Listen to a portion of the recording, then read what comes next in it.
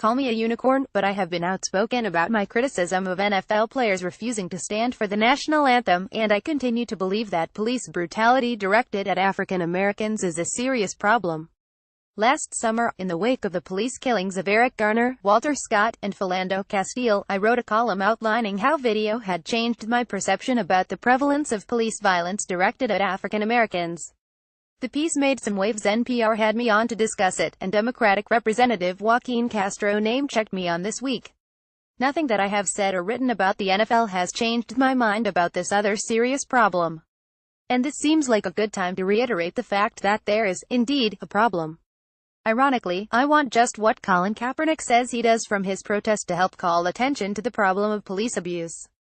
As someone who currently boycotts the NFL, I hope that I have a certain amount of credibility as this messenger.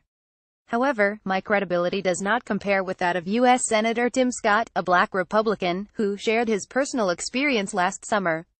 After recounting multiple times he was harassed by the police, the South Carolina Republican offered this advice on the Senate floor: recognize that just because you do not feel the pain, the anguish of another, does not mean it does not exist. To ignore their struggles, our struggles, does not make them disappear, it simply leaves you blind and the American family very vulnerable. Some search so hard to explain away injustice that they are slowly wiping away who we are as a nation. But we must come together to fulfill what we all know is possible here: peace, love, and understanding. Fairness. I don't think Tim Scott was making all of that up, says Radley Balco, author of Rise of the Warrior Cop: The Militarization of America's Police Forces. And if you don't think he would make that sort of thing up, you have to start considering the possibility that most of the other black and Latino people, NFL players or otherwise, who have had similar experiences are telling the truth, too. Around the same time I was writing about police abuse as last year, conservative Leon Wolf posted something similar at redstate.com. It was a powerful post. You should read the whole thing, but arguably the most compelling admission was that when it comes to police abuse, a lot of conservatives simply turn a blind eye. A huge, overwhelming segment of America does not really give a damn what cops do in the course of maintaining order because they assume, probably correctly, that abuse at the hands of police will never happen to them. Wolf wrote, as long as the cops keep people away from my door, the rationale goes, they have my blessing handling the thugs in whatever way they see fit. In the wake of the NFL controversy, I caught up with Wolf to get his take on the backlash. The NFL protests have been one of the most harmful things to happen to the movement to forge a consensus about police abuse, in my opinion, he told me.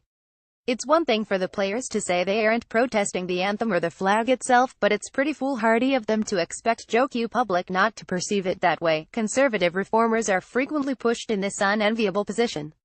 Just as Barack Obama poisoned the well for advocates of conservative immigration reform to advance their cause by unilaterally issuing his DACA order, Kaepernick complicates matters for conservatives who have been pushing issues like criminal justice reform, which includes a myriad of systemic or structural issues, many of which unfairly and disproportionately affect the black community for years.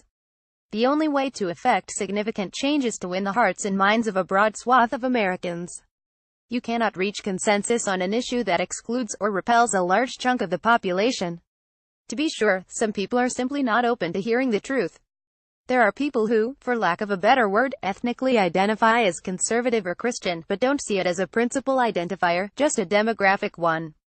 And they are as tribal as many of their political opponents, explains conservative Eric Erickson, author of the new book Before You Wake. Because their opponents support taking a knee, they oppose it, and because the other side is outraged by police brutality, they either don't care or defend the police. These tribalists won't easily be reached.